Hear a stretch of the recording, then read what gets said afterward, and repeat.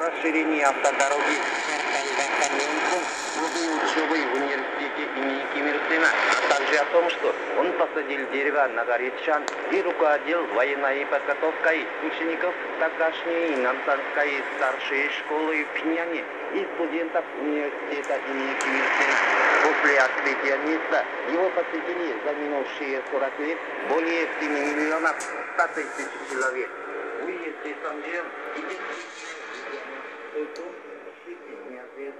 весна на едином пути.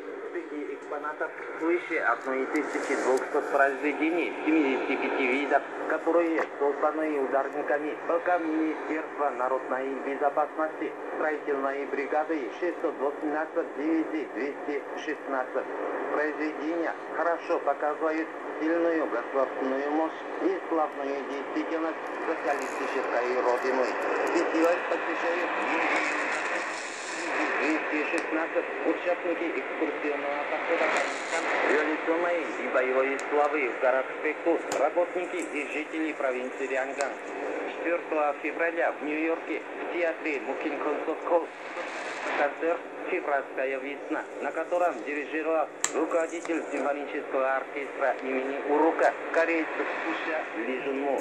Его прослушали сотрудники нашего постоянного представительства в ООН и члены их семей, корейцы из США и американцы.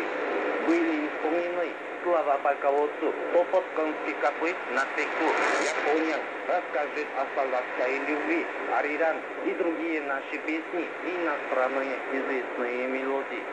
Чрезвычайный и полномочный посол Российской Федерации в Пхеньяне Александр Мацигора устроил банкет 10 февраля в Седунганском доме дипкорпуса в Пхеньяне в честь Дня дипломата России. Сюда были приглашены заместитель министра иностранных дел Ким Кун Чоль, соответствующие